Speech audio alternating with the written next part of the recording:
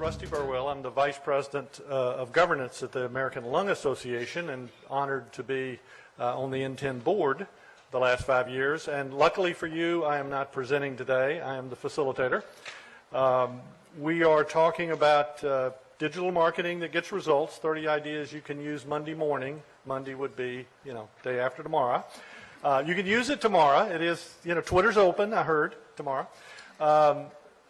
But so this is going to be very fast-paced, a lot of information. The idea is to talk about a number of areas that clearly you're interested in: Twitter, Facebook, Reddit, LinkedIn, other things that will come up. And we'll have just a number of very specific, short, brief ideas that our panelists will go over. I'm Lauren Girardin, and I'm a marketing and communications consultant, so a lot of what I'm going to say today is going to kind of straddle a little between the two. I find that they blend a lot for nonprofits, so I'm not going to talk a lot about advertising. A lot of my co-presenters have done that. And so what I'm going to talk about instead is emerging social media, these mysterious and scary ones that we're starting to deal with that are a mystery because we don't necessarily have tools built yet to deal with them. We don't have great metrics or demographics on some of them because we're just starting to figure this out. Because here's the thing. Facebook is no longer a communication channel. We're all seeing this in our data. It's really an ad platform if the examples that my co-presenters haven't made that really clear. And who said this? Oh, damn it, I quoted myself. So this is, when I work with my clients, I spend a lot of time kind of with their head on my shoulder because they've invested years in Facebook and now they don't know what to do with themselves. And it's really this omni-channel approach, right? So it's looking at all of these other tools that now exist and other tools that are coming out. And whether it's Instagram or WhatsApp, I mean, do you even recognize some of these icons? If you're not on them, you may not because you're not really the people who are using them yet necessarily, but your audiences might be. But here's the thing. Oh, yeah, Snapchat, that's that ghost, Tumblr, Vine. So if you're looking at these, what you've probably realized, though, is that these channels, just getting on them, that's not very strategic, right? That's not going to necessarily fit into your goals and into your plans for all of your communications and marketing. So how can you use these channels to communicate in a way that's strategic? Well, first, before you do anything else, go get your brand name. Even if you have no interest in using these channels, even if you're thinking to yourself, there is not a chance in the world that we are ever going to be on Reddit or Vine, do get your brand name. Because a lot of us deal with controversial issues, or our audiences, maybe we have a couple of enemies in them. That's okay. I work with a lot of health organizations working on sexual and reproductive health issues. It is sometimes a little bit of an ugly area for people to have debate in. You don't want people getting on your name. You want to protect your brand. The easiest way to do it is to use one of these two websites. You can go there, and if you can't read that, this will be slide shared and everything. You go there, you plug in the username that you want, and it runs through dozens of different social channels and websites where you can enroll, and it checks whether it's taken or not. I think the first one is a little bit more thorough and is free, but then the other one, if you wanted to pay a little bit, it actually helps you register for all of them, so you don't have to go through and register for 36 sites. While you're signing up, why not put your logo up there and a link to your website and a link to the channels you do use? And use an organization email address. How many of you have worked at an organization and you can't get into a channel because the volunteer signed up for it with a Gmail address that's now locked? Don't do that. So this will give you an opportunity to really get control, which means that you will not have to spend time later dealing with squatters. So if you do have someone impersonating you on one of these channels, unfortunately, at least the ones I showed in the beginning, which are the ones that I'm liking the most right now, although I've kind of changed my mind since I put this together. It's been a week, I know. These are the different URLs, and again, these will be up on SlideShare, where you can go. Some of them will help you get your brand name back. Some of them probably not, but maybe they put up a page so you can feel that they love you. And then some of these, like with Reddit, You may never use your username actually to post because of Reddit's anti-self-promotion culture, but you certainly don't want anyone else doing it. So give these a check and make sure that you have squatted on your brand name. So that's my first tip. We're gonna, so here's an example. I like to give examples. This is not a nonprofit, so I didn't want to embarrass anyone, but this is a brand who, when they did have a squatter, they hadn't grabbed their brand name on Instagram fast enough, they actually offered a bribe to their community to help them find this person. So you may not have to pay them. You may have to pay them. It depends on what their squat strategy was. But there are fun ways to deal with this that you can actually engage your community in kind of a rallying cry to get your brand back. My second tip is to experiment bravely. These are channels that are moving really fast. It seems every day there's some other app that everyone's asking you if you're on, or you're realizing your audiences are fleeing Facebook and heading over to. So sometimes you're better off bootstrapping some of these, rather than saying, okay, now we need to go through a 6-month process where we update our strategy. We have to evaluate one channel after another. We have to do some research. We have to put some money in the budget. Sometimes you just need to experiment.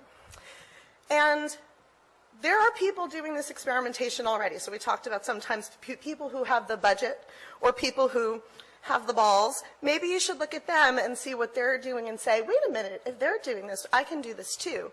So DoSomething.org is perhaps the first nonprofit. There was a Republican nonprofit, which I didn't want to hold up because it was the scary, what was it? It was the anti-ACA one. So I wanted to hold this one up and say, because I love DoSomething.org. They are a very brave, very bold organization. They work with youth to make the world a better place. So they decided in February to go on Snapchat, which nobody knows what to do with, not even big brands. And they ran a Valentine's Day themed campaign. And so they just did this one tweet. They probably sent an email to their members. They get people to sign up for these campaigns. They sent the one tweet. And then they had people go to Snapchat. And this is one of their staff people. He's also a model in his spare time, so they chose him well. And they did a Snapchat story, which is a bunch of different images that have a big ask. And he asked them to help do something, get involved for Valentine's Day with the community just in New York. Look at this outfit, right? This is going to get people's attention. This is pretty brave. So they asked people to write handmade cards. They're getting 18 to 25-year-olds to write handmade Valentine's cards that are going to, can you believe they got kids to do something not on their phones? And they had them do these cards to send to homebound seniors in the New York area who are isolated from their community. And it's a really heartwarming, I heard the Oz, it's a really great way to use Valentine's Day as a calendar hook. And they had a lot of fun with it. So he delivered the cards to the partner organization that was going to distribute them, I think it was Meals on Wheels, in this outfit, in February, in New York, outside, right? They had a bunch of really engaging other pieces to this campaign, but the results were amazing. 250,000 cards. Now, they offered a scholarship, a couple $1,000, and they've got college kids in their audiences, but 250,000 cards, right? And DoSomething.org saw them experiment and said, can we talk to you about how we can make this a better experience for you and other nonprofits? They got media coverage. They're doing more campaigns like this now, and they're actually doing a lot of fun ones. They did another one with jeans. There's another one starting. And the nice part about these was their calendar hook, right? This is February. It's like a 4-day campaign. Didn't take a ton of time. And they only did it on Snapchat. This was not a multi-channel, right? So when they're experimenting, they're doing a really narrow focus to see what is possible with these new channels. And they're maybe not being the most strategic ever, but it's fun, right? It's really about having that fun. The third tip is to get visual. Now, social media is visual media. I mean, if you've been on Instagram, even on, if you go on WhatsApp, which I am still very scared by personally, it's all stickers and images and people texting each other, these visual things. So, and for us, it seems kind of daunting to do visual media, but you kind of have to. These channels are by default visual. Instagram, you really don't have much of a choice. And visual, it's just more fun, right? Don't you want to see this picture right now instead of what I'm saying put back up on the screen? So it's a way to also capture people's eyes. So if you're doing visual, the question is, what do you use? So this is an organization that's doing visual well. Now, okay, they're Culture Strike, so they involve artists and creatives and writers in telling the story of migrants and migration. But they could just do the art that their members are producing, but they also do other things. So they use quote overlays on photos. They grab screenshots from videos they took years ago. I was talking to the Dalai Lama Foundation about really this visual strategy, which is like, just grab every image you have, right? It's about not being too picky about the visuals. We've always put a lot of emphasis on this is the most important image we've ever put out on Facebook. Sometimes it's just about a lot. It's about more. It's about actually feeding the fire hose of these social channels. And you can do selfies. Those are big. And so that's my next tip. If you are on these channels, you have got to be selfie aware. Because the people who are using these channels, the youth, but also, you know what, people my age, or also all of the N10 crowd, we're all doing selfies. So it can be overwhelming, but if you have meaning going on in your selfies, if you give them some context, it can help humanize your nonprofits. You can show your staff, you can show your volunteer, you can show people out in the community. I work with organizations that are having a little bit of a trouble with this because they work with youth. Anyone under 18, they want to get waivers signed by parents, and there's still a little bit of discomfort with it. So if you need to start with the people who are already sort of signed on in your community, doing your staff and your board and other folks, volunteers that you've already gotten permission slips from, basically. And the nice part really about this is that storytelling. So this is my favorite. This is Kenny. I actually had to go to Instagram for a client to find some examples of selfies. I actually spent about 2 hours looking at stuff shared with the selfie hashtag, God help me. Most of them are pretty kind of narcissistic. It's just someone's face. It's just someone's outfit. My brother's a 23-year-old girlfriend. I've seen her selfies a lot. They're daily. But this example is Kenny. Kenny is working at a health fair, and you know that because Kenny's smart, and Kenny put really good content with his selfie. He used hashtags, which give the selfie a bit more context, so you can actually find other content that's been shared once you see this photo. And in the background, that's the selfie part that I love, is in the background you can see the people at the health fair. You can see people engage with what's going on that this organization is working on.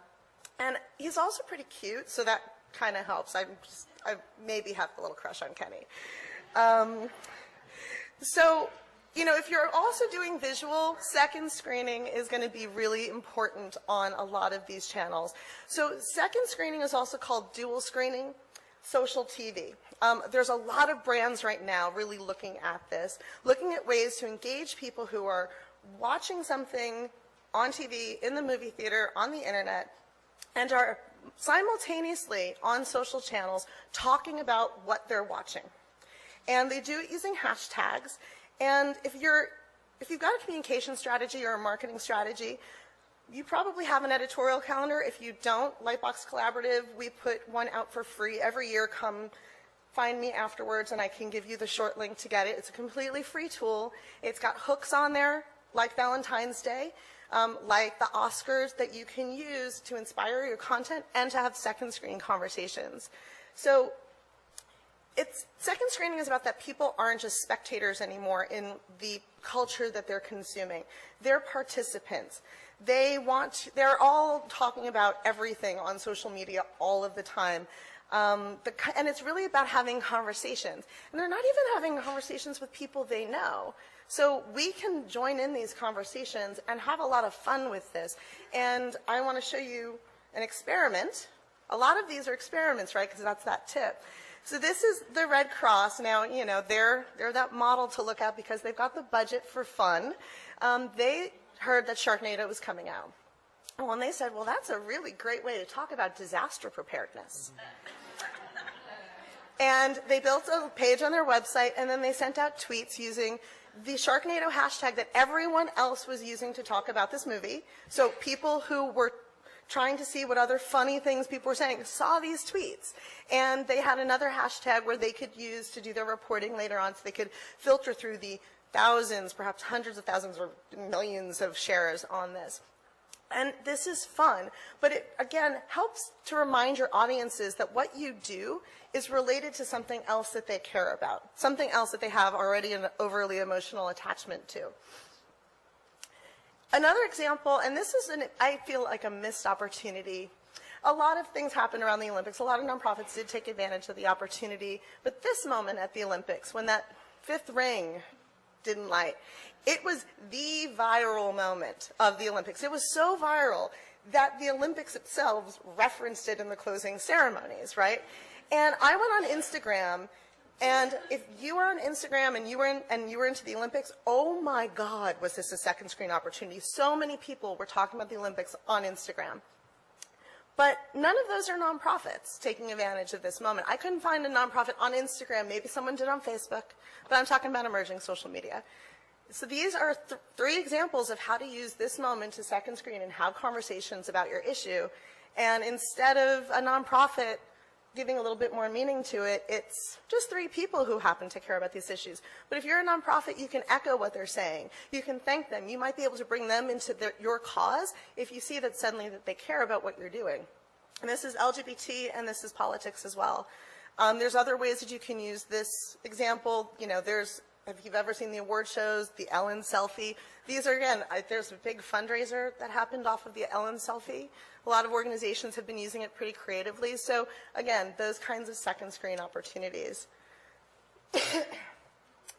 And my sixth one is for Reddit. So I actually proposed a whole Reddit session, and I think it turns out that nonprofits probably aren't quite ready for an entire session on how to use Reddit strategically. But I really love Reddit. I know it's a little controversial. I do have two brothers, and I talk to their friends, so I'm maybe a little bit more comfortable with Reddit. I would never recommend that you go to 4chan. That place is just a hellhole. But if you are engaging teens, kids, youth, men of any age, anywhere, and even women, the last stat I found on it is 6% of Reddit users are women, and it's growing. And they're creating safe spaces within Reddit to have conversations that matter to them. Next generation, if you're looking for those, you know, elusive millennial donors, they're all on Reddit all the time. It has an amazing audience built in. But the trick is, it's very not self-promotional. So it's a really good listening tool, though, because it's where tomorrow's trends are trending today, right? So what you're going to see on Facebook and in the news, on Mashable, on BuzzFeed, it all pretty much starts in Reddit. There's a little bit of drift now. There's some other channels that are doing this, but journalists go there to find content. Journalists go there to find listicles. And it's actually a really interesting place. It is also about this dizzying. Reddit can be a frightening, frightening place. The first time I went on there, I was like, I have to learn how to use Reddit because I work with so many youth organizations. I was like, oh, my eyes, I can't look at this anymore. So it's very important to filter, to look at subreddits, which are basically discussion rooms on a common area. So I work with an organization that works with a lot of teens, and I just went through and I found about 20 really interesting places for them to just go and monitor what teens are actually talking about. What teens are concerned about, the questions. People go to Reddit with questions all the time. And nonprofits, well, we've got a lot of answers. So one of the things I did was an experiment, because I'm big on experimentation with these emerging channels. And I did an experiment for one of my clients. They said, you know, we had this campaign, but it didn't go as well as we had hoped. So I said, you know what, let me try something. I think that there's a place for this conversation on Reddit. So I went to the minimalism subreddit, and I started a user, and I just spent about an hour over the course of a week commenting and seeming like a real person interested in minimalism, which is a lot of white desks and a lot of Mac computers. And because their campaign was about the number of shoes that people own. And they had a landing page on their website. They tried a Facebook campaign. And so after about a week, I just took the link. I wrote that tiny, tiny little title, kind of had a sense for the Reddit titles that worked well enough. I'm no expert on Reddit. I've never trended to the front page. And that's the results. So 70 comments, which if you got 70 comments on something you put up on Facebook, I'd personally be pretty damn happy. 1,000 page views. I mean, it's a big sudden spike. It didn't have much of a long tail. But the spike on the left, that's Facebook. And that's with a pretty good, active, engaged, and pretty large Facebook community. They loved this. Now, web traffic is not enough. You have to do something with it. So if this is your first experiment, you would try to figure out how to change your landing page to acquire email addresses. You would look at how you can then keeping these people engaged later on in your organization. And on Reddit, you have to be very careful to not be too self-promotional. They really, really do not like it if you start pimping your own stuff, basically. So linking to yourself too much can be a little problematic, unless you're being authentic and open about it. So one way to be self-promotional on Reddit is to do what's called an AMA, which is Ask Me Anything. And this is a place for an inspiring leader at your organization. This is an ED, founder and executive director of the Drug Policy Alliance. Pretty controversial topic, but I've seen volunteers for organizations up on Reddit having one of these hosted conversations. And I don't think you can read the number, but there's 513 comments. That is a conversation. And they last not that long. It's an hour or two. You probably have some prep work with your PR and your crisis communications people just in case something doesn't go well during the conversation, which has happened. But they are very, very engaging ways to do these. And you can have them on a subreddit on your topic, or you can just go to the main Ask Me Anything subreddit where a lot of them are hosted. And if you aren't ready to do this, they have a calendar of the upcoming AMAs, and you can find out the ones that are coming up. It's a Google Calendar, so you can have it loaded into your system. And you can look for ones that are going to be on a topic that is close to what you do, and you can join in the conversation or just see how it goes and see if maybe you want to do that one day. Because these are challenging channels to get on, but the experimentation and having a little fun and maybe not taking everything so seriously is going to get you pretty far here as you try to figure out whether or not these channels are going to be useful for you. Because if it's not these 6 channels, it's these. Or whatever comes next. Does anyone even know what these are? Jelly? It's a question mark. That's for whatever the hell launched while I was talking. A lot of these were really popular at South by Southwest. You've got Secret and Whisper up there, which are basically anonymous gossip apps. Pretty popular with teenagers too, which is a bullying issue. But, you know, take some time and have a little fun and play around on these channels, and you might just see a new spike in your web traffic or in whatever other ways you're trying to engage people using social media. Thanks. Lauren, can you read those out?